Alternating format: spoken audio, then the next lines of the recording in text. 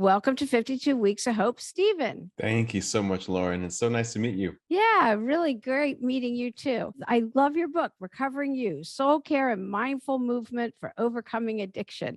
Your people sent me the book, which I just love. I'm going to go through. The name of your chapters is great, just like fear and shame and community. Okay, it's not called community, but I'm calling it that because I think community is so important these days. But you used to be a dancer on Broadway. So how did you get from that to Hijong, Oh my teacher and goodness. master? Like, I mean, that's just like ballet to Hijong. I don't know. It just doesn't seem like, I guess they're both movement, but Yeah, they're it's they're both movement, and I've always been a mover. I've been moving since the day I was born. And dance was the way that I was able to express myself, even when I was a kid in the living room, dancing to music on the radio. And it helped me to just transport myself out of the chaotic environment I grew up in. And so something inside of me knew that I had a talent at that. And I just started to pursue it. It first started off with acting classes, and then I got into this performing arts high school, and they had a dance program, and I just thought I'd take a dance class. And then, of course, I loved it. And that's where I really excelled and shined. And eventually I made my way to college and studied dance and had a long career in New York City with all these small modern dance companies and then eventually large opera companies. And then I got offered a job on Broadway with Disney's The Lion King. And that was a life-changing experience. 8 years of a Hakuna Matata. wait, Deborah Hurwitz was a guest on. After dancing for so long and having it be a part of my life for so long, I was really curious as to what else I could do besides dancing, besides theater. And it led me to becoming a Pilates instructor. And then after years of teaching Pilates, I thought, well, what else could I do? And then it led me to thinking about going back to school and studying Chinese medicine. That's what I did. I went back to school and I studied Chinese medicine. It turned out to be not be my path, but what I discovered there was Qigong, the ancient Chinese practice of Qigong, and I fell in love with it. I fell in Okay. love with it because it made me feel a certain way, and it also really rescued me from a very difficult time in my life where I was on the verge of having a breakdown, but it really turned out to be a breakthrough. And I also felt like I was on the verge of relapse. And Qigong, along with other tools that people showed me and shared with me, I was able to really turn my life around in a different way. And it taught me a really big lesson about asking for help. This is today. So you have a very active YouTube channel. And when I'm researching you, I saw that you just posted a video today and you discussed this. And Yeah. I found it was great. So there's so many questions I want to ask you from that. And when you say relapse, you mean relapse back into your addiction? I Yes. imagine. Yes. Okay. So I think from our darkest moments is the biggest growth. When you're going through it, it's not like, oh, good, I'm having growth. Mhm. But it's always hindsight is everything. And the only way through is through. I know for me, if there's any way I could dance around and not go through things, I would have found it. So why don't you talk about that? Like what happened? Here you are, you're going to school, you're thinking, oh, this is great. I'm going to go to school. This is going to be my new Yeah. passion. And so what happened? Well, it was an interesting time. One of the things that I experienced in recovery was just the opportunity to watch people grow and learn and change. And I saw many people decide later in life to go back to school, maybe finish a degree or just go to school for the first time. And that inspired me because when I went to school many years before and studied dance, I never finished. And I thought it would be great to go back to school and now do it as an adult, do it for me and have a different intention. So that is what I set out to do. And once I arrived there and I had worked really hard to get into this graduate program, I had this sinking feeling that this wasn't for me. And that was a really difficult realization to have because there's a part of me that has this idea that once you make a decision to do something that you have to follow through and do it. There's no such thing as changing your mind. That's such a limiting belief and such a It limiting is. idea, and it's just you Yes. create a prison for yourself. And so I struggled with that, and that Let's whole stop right there because I thought that was an amazing post that I saw on your Insta that if you make a decision, you have to follow through. It's like you can start your day over whenever you want. Like if you're yeah. having a bad day, start your day over. You don't have to continue having a bad day. Do it, change your mindset. It's such a limiting belief. Hmm. You It you is. I have a friend that just was starting an entire program and she's like, "Oh no, I don't have to continue school." Yeah, you don't know until you And know. It takes courage to make it a choice like does. that. It really does. And that whole experience taught me so much. It made me look at unresolved issues in my life, or unresolved feelings about certain experiences that I've had. It brought up a lot of shame. I had to work through some shame. Yeah. And I wouldn't change that experience. I wouldn't change So that for the world. okay, so you're here you are, you're going to school where you was it just not filling you with joy? Was it a drudgery? Was it like what was going on? Because you made a decision to go. Was it just like this is not my path? I thought it was. It's just a deep knowing that you get. You just get a deep sense of knowing. You know when something feels right, and you know when Yeah. something feels wrong. Yeah. And there aren't really many words to describe it. It's just a, you know it in your gut. Yep. Absolutely. And one of the things that I try to teach in Recovering You is to listen to that inner wisdom that you have, because we all have it. The thing that's interesting about people who deal with addiction is we start to learn to not trust that inner wisdom, because those thoughts that you have in your head often led you to pick up that drink, take that drug, or what have you. So you learn to not trust yourself. But there is innate wisdom within each and every one of us. And if we tap into it, we can trust that. We can trust that. We can trust that. And we can also trust the way that I think the universe and my higher power works through people to deliver messages and information that I need to hear at exactly the right moment in time in order for me to make decisions that are going to enhance my life. Absolutely. Especially when you ask for it, when you Yes. ask and stay open to receive. So here you are, you're unhappy. How did you start dealing with, you said that then you had to start dealing with Yeah. this underlying, I had to how did you ask deal with it? I had to ask for help, first of all. And I asked for help in a lot of different ways. I had to not keep all of it inside, because at first I was keeping it all inside and it was killing me. You know, before I would walk into class during that time period, I would be in my car crying. I would be shaking when I would have to take tests. My hands would be sweating. I couldn't sleep at night. I lost my appetite. So many things. So I had to start asking for help, letting people know that I didn't have it all together. And one of the ways that I received help was I asked friends to tutor me in school. So I was able to be tutored by my classmates, and suddenly I was able to do better. And that was the interesting thing. At first I thought I couldn't do the work. And then I gathered all these tools, and people helped me to learn how to study this material, because an American not of Chinese descent stepping into the world of Chinese medicine is a learning curve, because it's a different way of viewing life in the world. And so I asked friends for help. They helped me, and I started to excel in the classes. And then I had to really ask myself, well, now that you're doing really well in these classes, are you sure you want to leave? It's like, yeah, I'm still sure that I want to leave, but it's great to know that I could do this and I could be a kick-ass Chinese medicine doctor, but it's just not what I want. So I also took some suggestions from friends about things I could do to change my diet, because I was feeling all this anxiety and yet continuing to drink caffeine, which is not a good match. Caffeine just Yeah. creates more anxiety within you. So I had to stop that.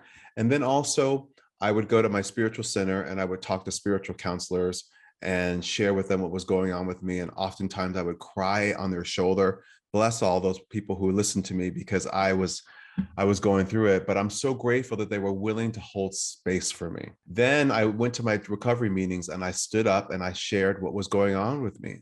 And what I learned early on in recovery is that a problem shared is a problem halved. Yeah. And that's so true. So Mhm. that helped me tremendously. And then lastly, Qigong. Qigong helped me to really integrate all that I was learning and experiencing in my body, let go of whatever energies weren't serving me anymore, like the tension that was building up in my body, all the shame I was feeling in me was of no use to me. And it helped me to process all that and move it through my body.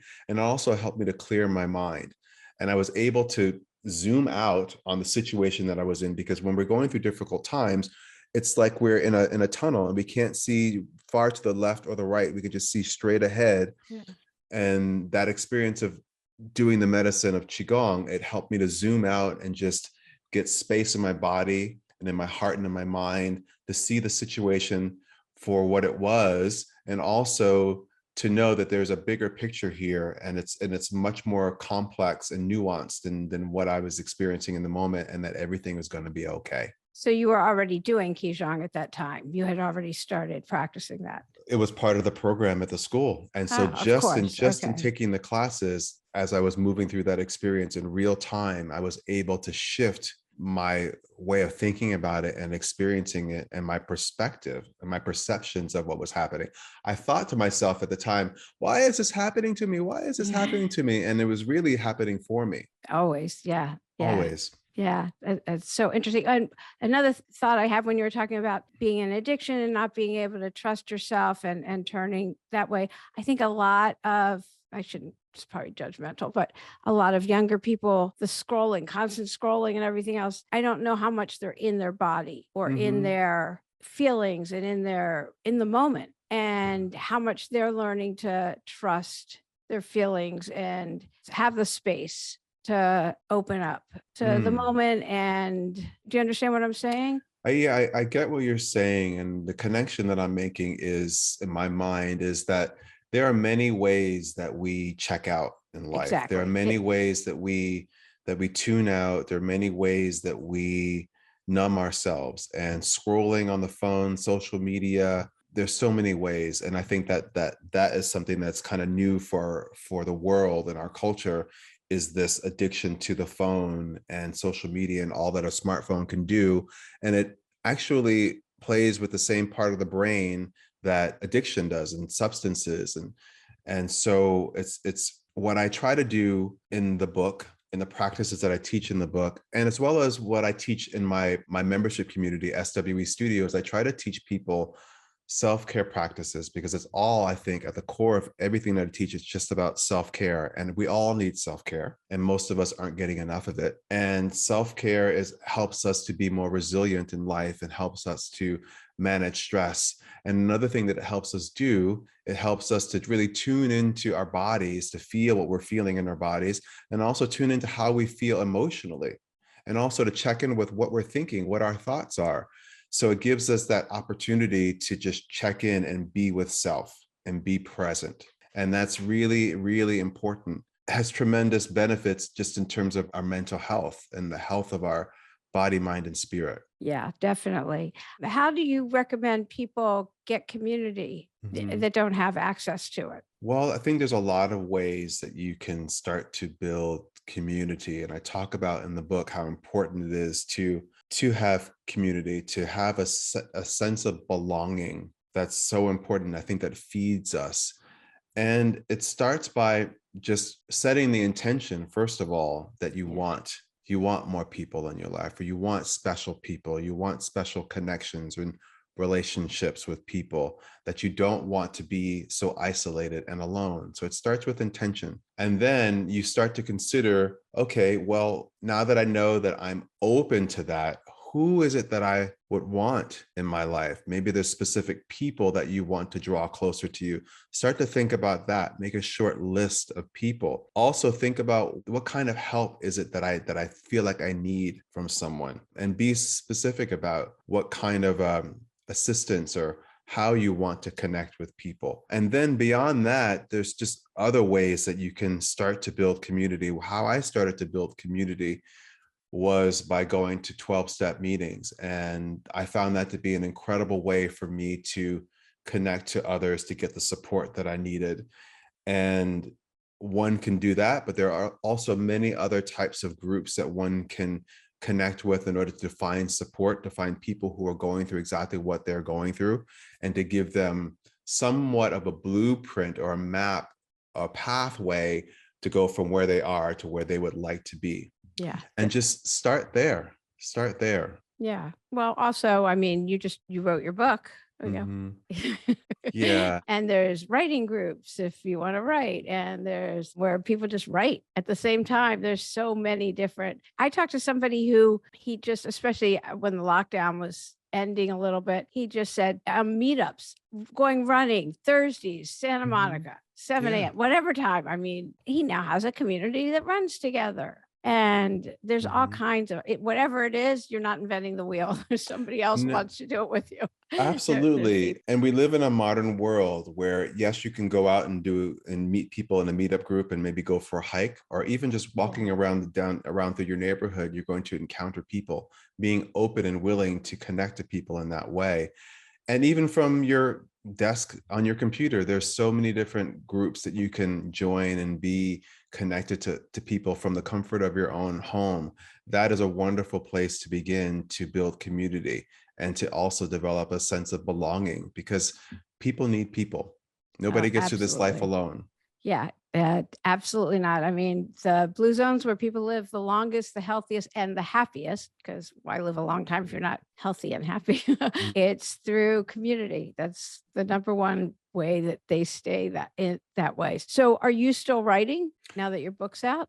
Yes, I am still writing. I'm not writing a book at the moment. Right. I don't know what my next book will be, but I am still writing. Writing is an important part of my life. It's a way for me to express what I'm feeling and how I'm experiencing the world and my life in the moment.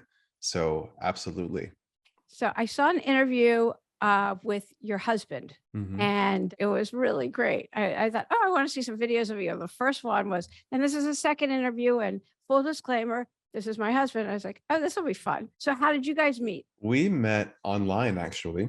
We met on a dating website called OkCupid, and we met when I was on a vacation in Rome. I took myself on vacation to celebrate when I graduated from massage school after I left Chinese medicine school, and I just happened to check out some profiles of guys who were in my area, Yeah, and there he was, and I sent him a message. He responded back, and then the rest is history. that's great. Mhm. He has a great accent. Yeah, Yes, he's British. Yeah, yeah, he's this. that was just kind of an aside. I just thought, that was a fun thing to happen upon. What's the most common question you're asked when you tell people what you do? Well, actually, the most common question that people ask me is, "What is qigong?" Yeah, I would A, imagine a lot that of is people exactly don't what know. I would guess that's probably the most common question. Yeah, and I'm happy to answer that question to anyone who Yes, is listening and yes, doesn't know go what ahead. Qigong is. So, Qigong is an ancient Chinese healthcare system that combines flowing movements, standing postures, deep breathing, and focused intention to activate, cultivate, and circulate life force energy. And we all could use more energy, right? And the way that we deplete ourselves of energy most commonly is through stress. And so, stress is a big trigger. And one of the ways that we can learn to manage our stress is through a practice like Qigong.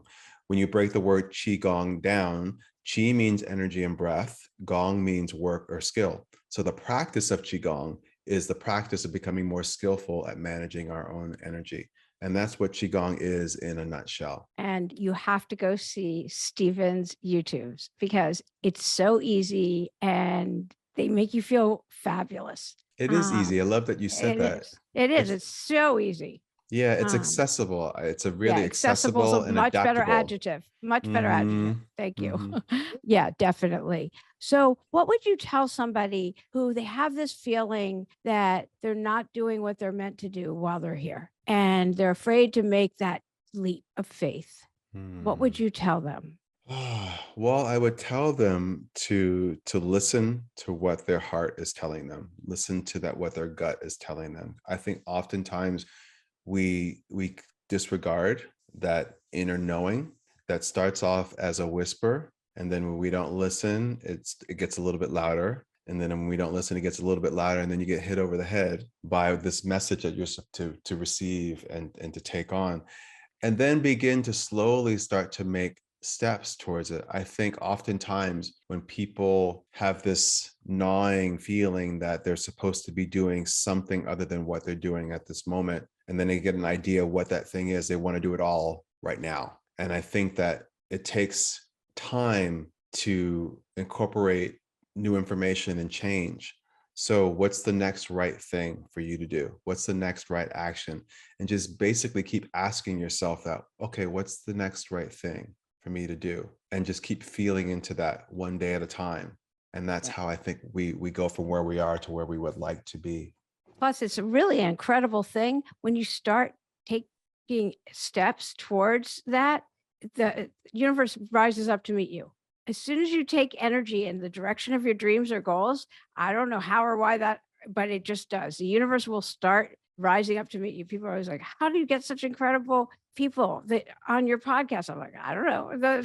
I'm doing this so then the universe meets me. Like it just works." Yeah, It's yeah. an incredible thing. So how do you not go after all the shiny objects everywhere? Like you gave up caffeine because it wasn't good for you. How do you stay focused and not just go after Yeah. everything? Well, let's be clear. I gave up caffeine for a period of time. Okay. Okay. I Okay. still drink Okay. caffeine, but I don't drink it as much as I used to, or as or as often as I do. And if I can go a day without drinking it and it doesn't have great effect on me. So that's that. How do I, gosh, I don't know. I think one of the things that I've just come to realize in my life is that there aren't a whole lot of things that I absolutely, that oftentimes less is more. And not that I'm living the life of a monk or anything like that, but there's so much that I don't have to have or don't need. And what I find myself trying to do is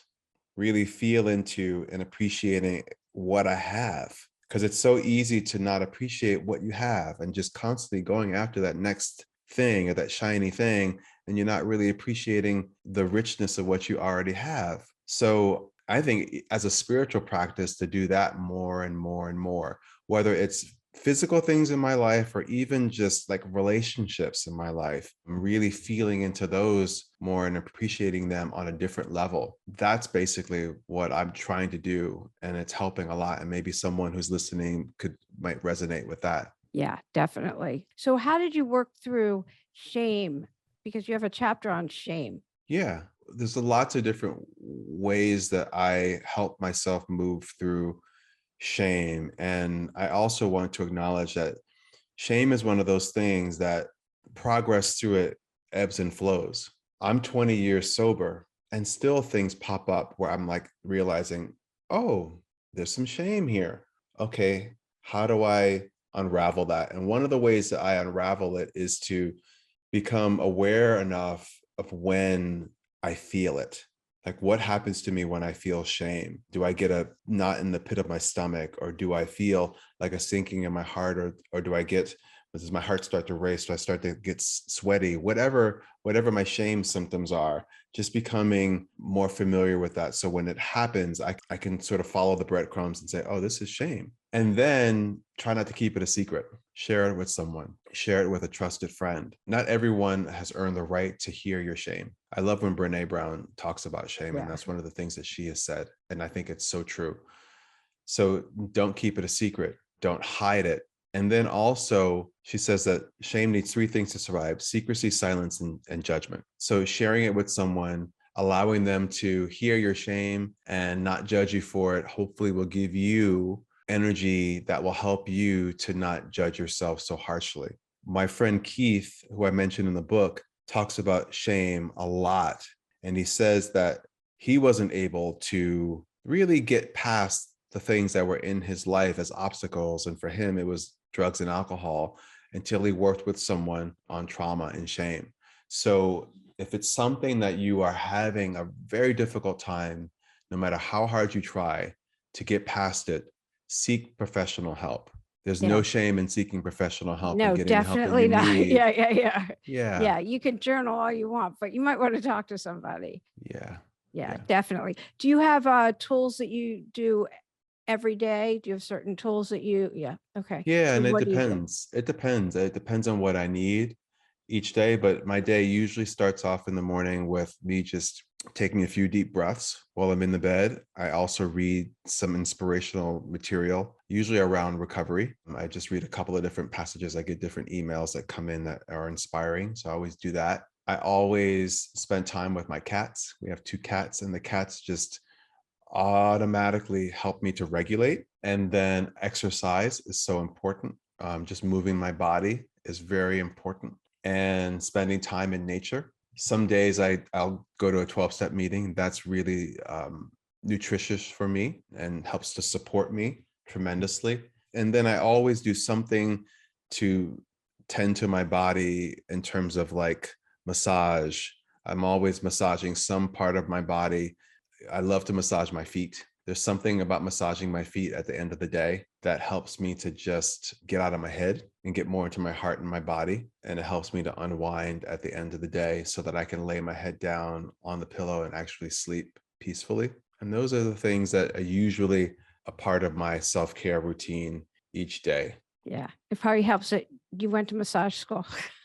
Yeah, but what I do for myself is something that we all kind of intuitively do. If your feet hurt, you're gonna cross your ankle over your knee and you're gonna put your hands on Yeah. your feet and you're gonna massage your feet. Yeah. However you know how, Right. intuitively will tell you to do that. So that's what I just do an extension of that. Do you meditate? Do you have a meditation practice? I do, and that's another thing I do at night too. Actually, you had meditations I saw on your website. Yeah, I do meditate at night. I do. I get in the bed. Usually my husband is asleep next to me. I have a little candle going off on the side and I do a meditation. I love the app Headspace. I've been Mhm. using it for years. I love their guided meditations and that's really helpful for me. So I've been asking a lot of people about friendships as an adult Mhm. and how you get new friends as an adult. So you may get them in your 12-step meetings, but maybe someplace else. Do you have any way that's different? I'll just ask you, how do you get new friends as an adult at this stage of your life? Well, that's a really good question. One thing that I've realized as I've grown older as an adult is I actually don't need that many people in my life. Like I just need a core group of people, and that's all I need. I don't need to have a million friends because really, the more people you get, it's more like acquaintances. You have a million acquaintances, and that's fine too. But in terms of your cabinet of people that you turn to when you're happy, when you're sad, and everything in between, it's just a few. And I think for me what happens, and that's really vital for me, is that I pay attention to the energy that exists between myself and another person when I first encounter them, when I'm in their presence, and when what happens when we are together. And it's either an energy that commingles really well or not. And so for the experiences where it does come together in just the most amazing way, I pay attention to that and I allow myself to be open to what the possibilities could be between myself and that person. That starts with maybe an email, or it starts with a phone call, or we get together for coffee. I had an experience recently where I was speaking at a conference this past weekend in Colorado, and I met a ton of people. I met so many people, more people than I could even remember. But there were about 3 or 4 people where I had this really interesting connection with. And I pay attention to that. And that I think is where you build this network, this social network or social support network of people. Yeah, definitely. There's something about people in Colorado too. I Mm. don't, there is. I was like, I didn't know that till the last couple of years. I've interviewed more people from Colorado that were amazing, Mm. like out here that I've gotten. My message of hope is to just to know that you're enough, just as you are. You're enough. Because sometimes we feel like we're not enough, as if something is missing. That if only we had that thing that we think is missing, then we'd be enough. But actually, just as you are, broken pieces and all, you are enough. That may be my favorite message I've been given in 100 and whatever weeks. I love that. What's the hardest challenge you've ever gone through, and how'd you get through it? It's interesting. The hardest challenge, I mean, I could say getting sober was one of the hardest challenge, but I don't know if it was. It was hard, but I don't know if it was. I feel like at this point in my life at 51 and 20 years of sobriety, all these new opportunities, I'm at a turning point. And so that's a very interesting healing experience that I'm having. And that has been challenging. But what's helping me to move through it is basically what I said about 20 minutes ago was asking for help, not keeping any of it inside, asking for help and being open and receptive to receiving it and not feeling like if I ask for help that I'm less than, or if I ask for help that I'm actually worthy of it. And if I ask for help, that people will actually respond with the help that I need and understand that it's something that we both will benefit from. Yeah. Yeah, definitely. Don't hold anything in. Hmm. Oh, this has been so great. Is there anything else I should have asked you that will be done and be like, oh, Lauren didn't ask me that?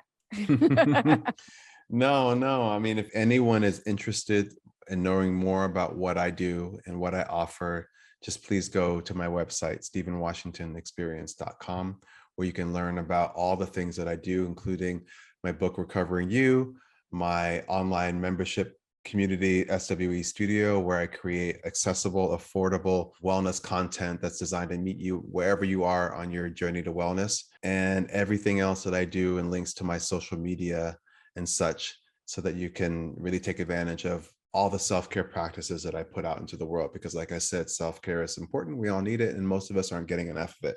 So I That's want to for sure. provide that for the world. Yeah. And all of Stephen's links will be in the show notes and on the website and everything else. Great. Thank you so much for being a guest today on 52 Weeks of Hope. Thank you so much, Lauren.